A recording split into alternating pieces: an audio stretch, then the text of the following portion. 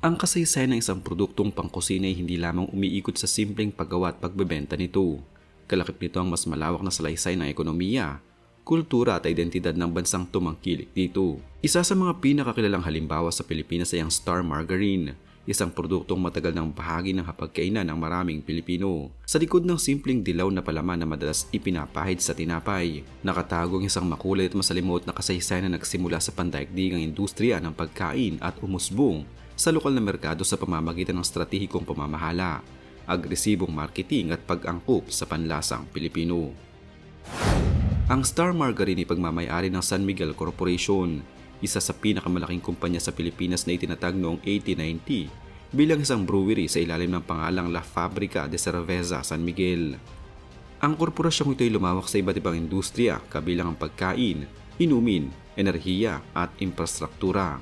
Sa larangan ng pagkain, ang kanilang subsidiary na San Miguel Pure Foods Company Incorporated ang siyang namamahala sa paglikha at pagpapalaganap ng Star Margarine.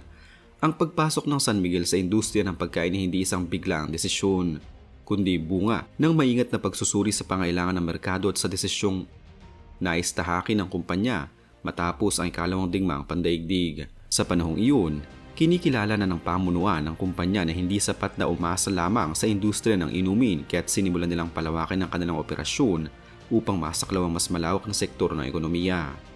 Sa loob ng dekada 40 at 50, ang mga Pilipino ay nasa yugto ng rekonstruksyon. Nasira ang maraming infrastruktura at industriya dahil sa digmaan at kinailangan ng bansa ang mga produktong praktikal, abot kaya at madaling ipamahagi sa iba't ibang rehiyon.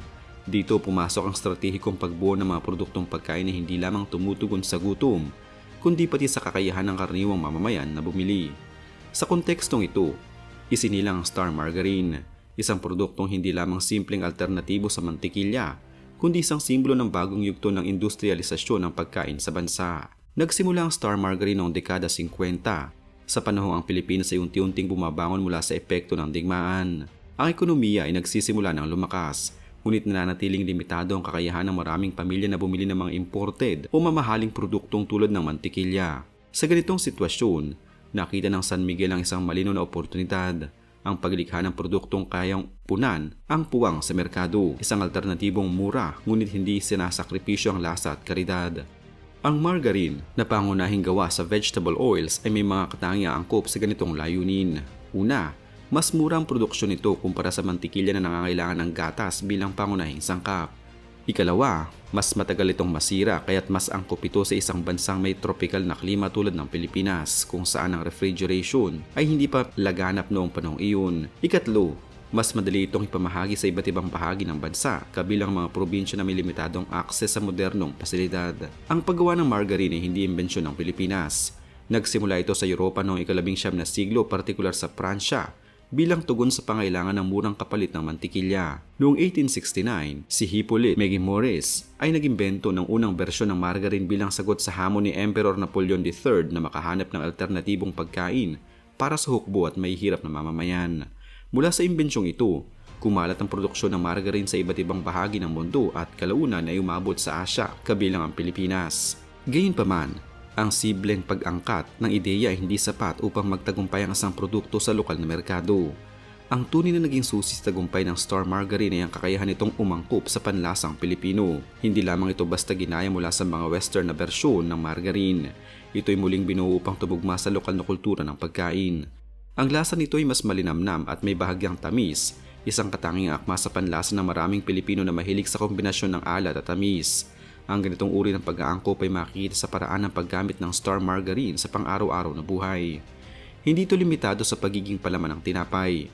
Ito ay naging bahagi ng iba't ibang uri ng pagkain. Sa almusal, madalas itong ipahid sa pandesal at budburan ng asukal, isang simpleng pagkain na naging simbolo ng tahanan at pagkabata para sa marami. Sa tanghalian o hapunan, ginagamit din ito sa pagluluto ng ulam bilang pamalit sa mantika o mantikilya. Sa larangan ng baking, nagiging mahalagang sangkap ito sa paggawa ng mga cake, cookies at iba pang panghimagas.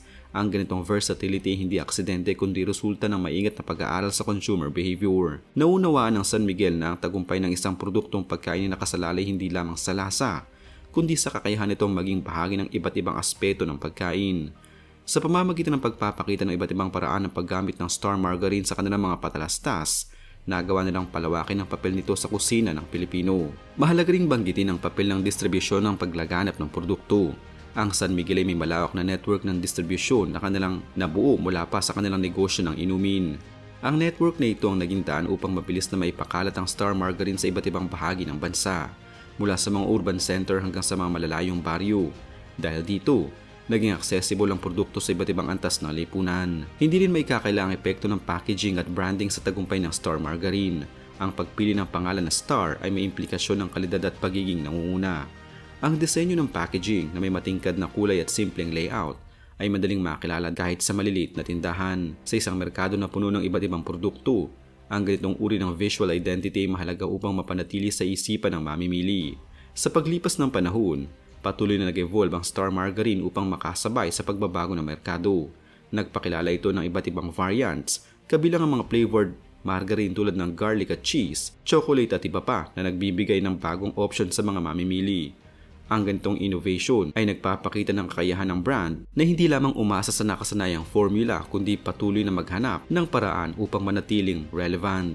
Sa kabuuan ng yugtong ito ng kasaysayan ng Star Margarine, makikita ang malinaw na ugnayan ng industriya, kultura at ekonomiya. Isa sa mga dahilan kung bakit sumikat ang Star Margarine sa Pilipinas ay ang kakayahan nitong umangkop sa lokal na kultura. Hindi lamang ito ipinakilala bilang palaman sa tinapay kundi bilang sangkap ng pagluluto. Ginamit ito sa paggawa ng mga kakanin, pagprito ng itlog at maging sa paglalagay sa kanin. Isang practice na naging popular sa mga batang Pilipino.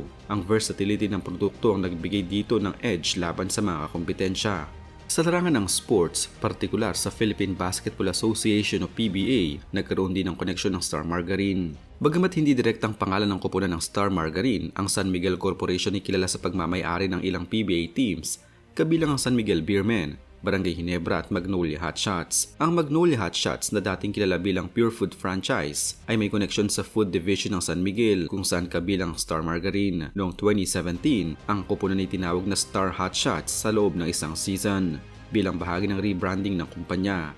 Ang pangalang Star dito ay hindi aksidente. Ito ay bahagi ng mas malawak na branding strategy ng San Miguel upang palakasin ang kanilang mga produkto sa pamamagitan ng sports exposure. Ang Star Hot Shots ay naging competitive sa liga, ngunit kalaunan ay muling binago ang pangalan ng kupunan upang maging Magnolia Hot Shots na mas direktang konektado sa iba pang mga produkto ng kumpanya. Ang paggamit ng sports bilang platform para sa brand promotion ay isang epektibong paraan upang maabot ang mas malawak na audience, lalo na sa bansang tulad ng Pilipinas na may malalim na pagmamahal sa basketball. Sa kabila ng mga tagumpay, hindi rin nakaligtas ang Star Margarine sa mga kontrobersiya. Isa sa mga isyong kinaharap ng margarine industry sa kabuuan ay ang usapin ng trans fats. Noong dekada 2000, lumabas sa mga pag-aaral na nag-uugnay sa mataas na konsumo ng trans fats sa sakit sa puso. Dahil dito, maraming kumpanya kabilang San Miguel ang kinailangang baguhin ang formulation ng kanilang mga produkto upang mabawasan o tuluyang alisin ang trans fats. Ang Star Margarine ay sumailalim sa reformulation upang matugunan ng mga bagong health standards at regulasyon. Ang isyong ito ay nagdulot ng pangamba sa mga mamimili at pansamantalang nakaapekto sa imahe ng margarine bilang isang healthy alternative. Gayunpaman, sa pamamagitan ng transparency at patuloy na pag-improve ng produkto, nagawa ng Star Margarine na mapanatili ang tiwala ng publiko. Ang kanilang pag-adapt sa mga bagong nutritional guidelines ay patunay ng kanilang commitment sa kalusugan ng mamimili. Mayroon ding mga issue hinggil sa marketing practices, partikular sa paggamit ng mga celebrity endorsers sa child-targeted advertising. May mga kritiko na nagsasabing ang ganitong strategiya ay maaaring magdulot ng maling persepsyon sa nutritional value ng produkto.